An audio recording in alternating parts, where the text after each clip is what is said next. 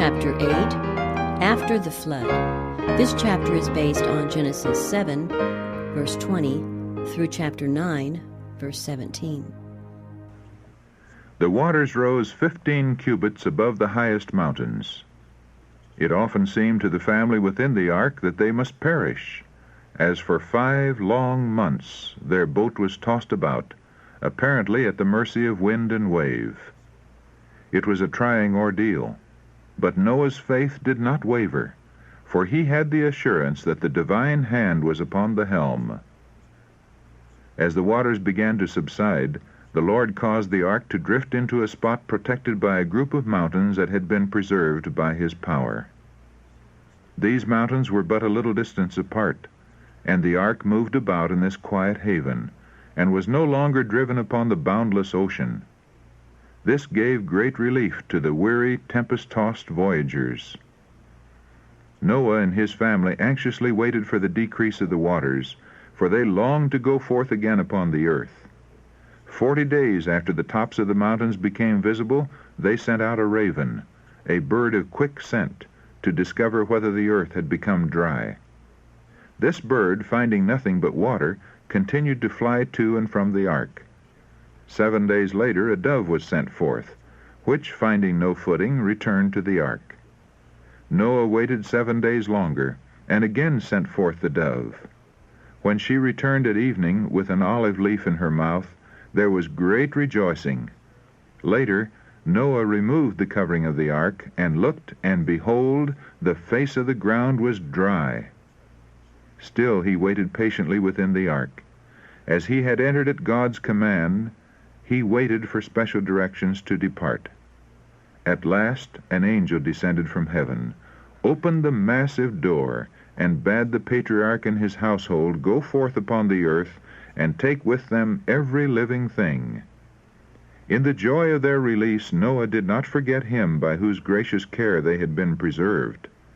His first act after leaving the ark was to build an altar and offer from every kind of clean beast and fowl a sacrifice, thus manifesting his gratitude to God for deliverance, and his faith in Christ, the great sacrifice. This offering was pleasing to the Lord, and a blessing resulted, not only to the patriarch and his family, but to all who should live upon the earth. The Lord smelled a sweet savor, and the Lord said in his heart, I will not again curse the ground any more for man's sake. While the earth remaineth, seed time and harvest, and cold and heat, and summer and winter, and day and night shall not cease. Here was a lesson for all succeeding generations. Noah had come forth upon a desolate earth, but before preparing a house for himself, he built an altar to God. His stock of cattle was small, and had been preserved at great expense. Yet he cheerfully gave a part to the Lord as an acknowledgment that all was his. In like manner it should be our first care to render our free will offerings to God.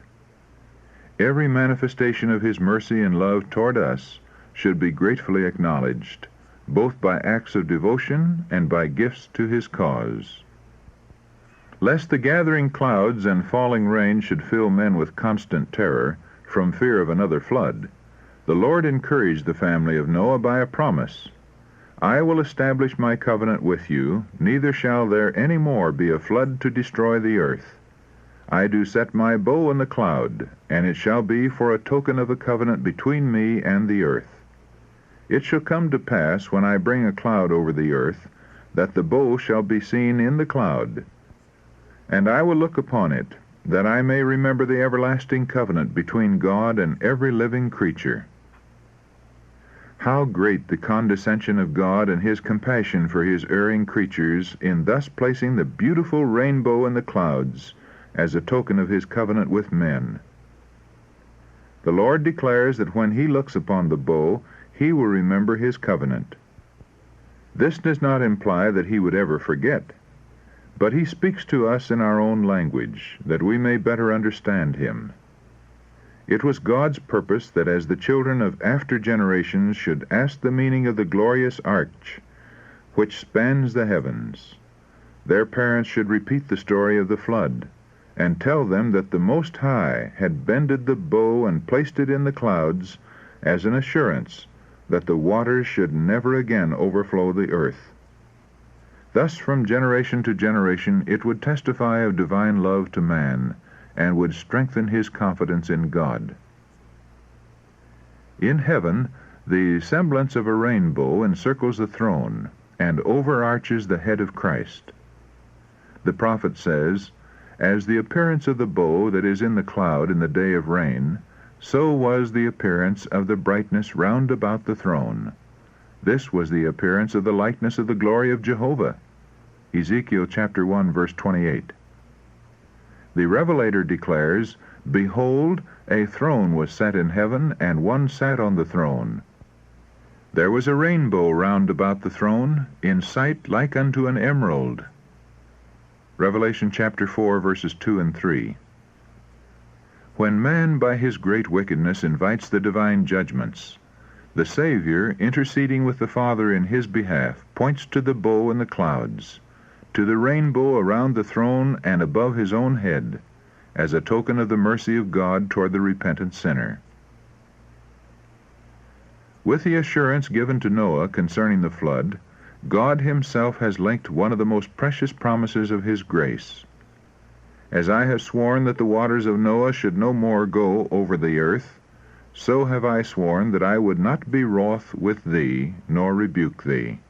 For the mountains shall depart, and the hills be removed, but my kindness shall not depart from thee, neither shall the covenant of my peace be removed, saith Jehovah, that hath mercy on thee." Isaiah chapter 54, verses 9 and 10. As Noah looked upon the powerful beasts of prey that came forth with him from the ark, he feared that his family, numbering only 8 persons, would be destroyed by them. But the Lord sent an angel to his servant with the assuring message, "The fear of you and the dread of you shall be upon every beast of the earth, and upon every fowl of the air, upon all that moveth upon the earth, and upon all the fishes of the sea.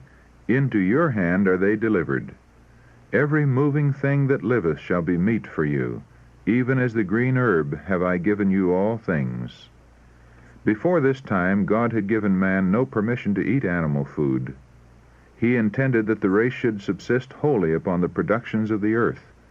But now that every green thing had been destroyed, he allowed them to eat the flesh of the clean beasts that had been preserved in the ark.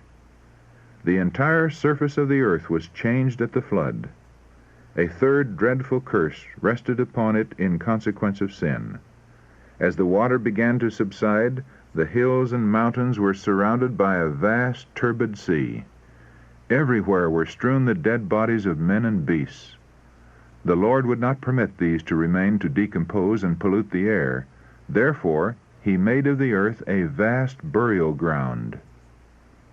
A violent wind, which was caused to blow for the purpose of drying up the waters, moved them with great force, in some instances even carrying away the tops of the mountains and the heaping up of trees, rocks, and earth above the bodies of the dead.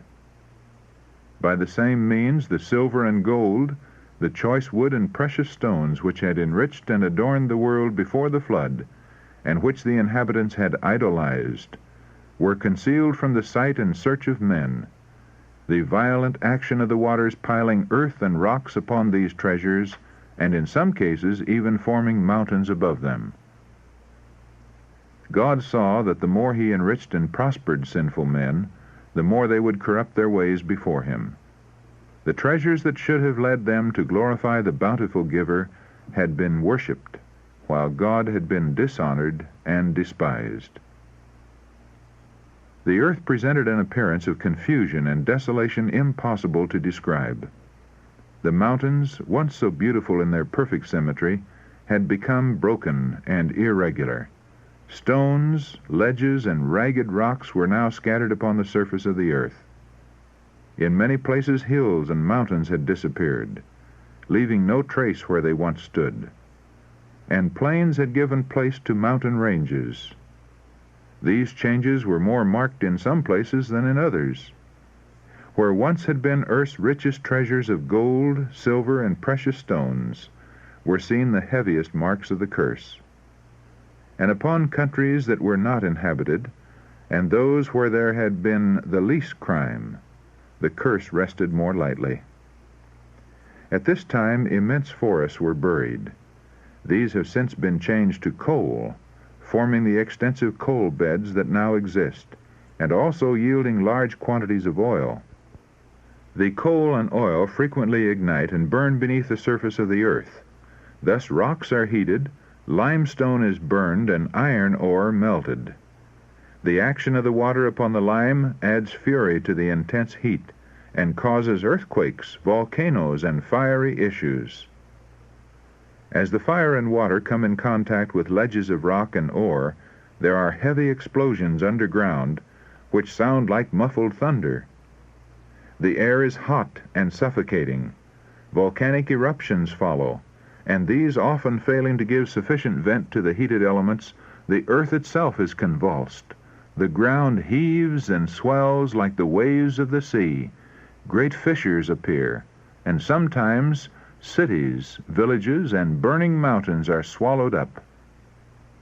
These wonderful manifestations will be more and more frequent and terrible just before the second coming of Christ and the end of the world, as signs of its speedy destruction.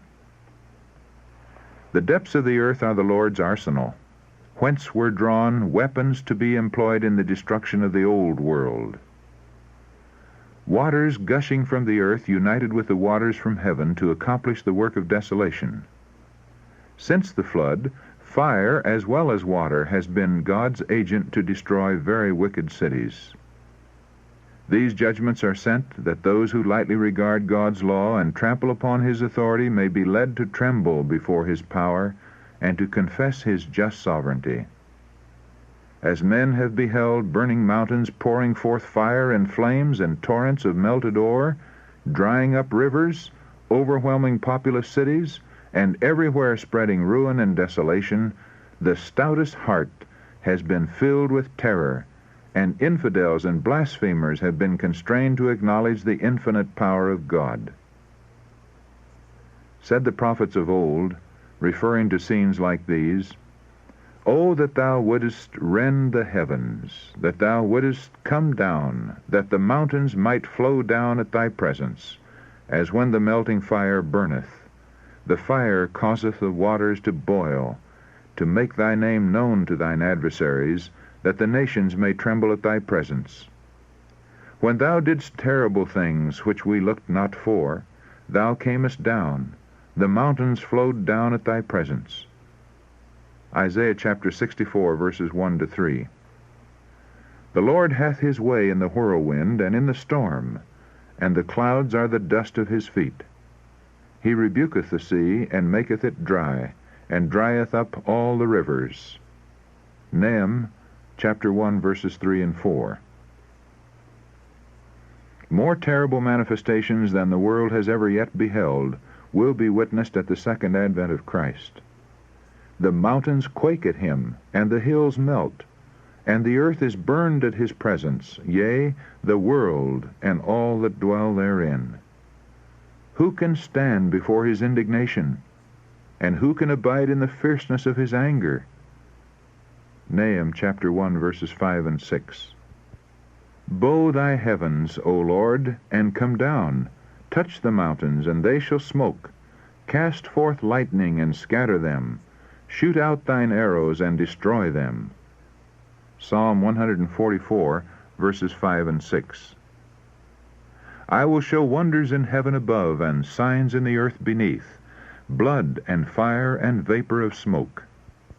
Acts chapter 2, verse 19. "And there were voices and thunders and lightnings, and there was a great earthquake, such as was not since men were upon the earth, so mighty an earthquake and so great. And every island fled away, and the mountains were not found, and there fell upon men a great hail out of heaven, every stone about the weight of a talent." Revelation chapter 16, verses 18, 20, and 21. As lightnings from heaven unite with the fire in the earth, the mountains will burn like a furnace, and will pour forth terrific streams of lava, overwhelming gardens and fields, villages and cities. Seething molten masses thrown into the rivers will cause the waters to boil, sending forth massive rocks with indescribable violence and scattering their broken fragments upon the land. Rivers will be dried up. The earth will be convulsed. Everywhere there will be dreadful earthquakes and eruptions. Thus God will destroy the wicked from off the earth. But the righteous will be preserved in the midst of these commotions, as Noah was preserved in the ark. God will be their refuge, and under his wings shall they trust. Says the psalmist, "Because thou hast made the Lord, which is my refuge, even the Most High, thy habitation, there shall no evil befall thee." Psalm 91, verses 9 and 10. In the time of trouble he shall hide me in his pavilion. In the secret of his tabernacle shall he hide me. Psalm 27, verse 5. God's promise is, "Because he has set his love upon me, therefore will I deliver him. I will set him on high, because he hath known my name." Psalm 91, verse 14.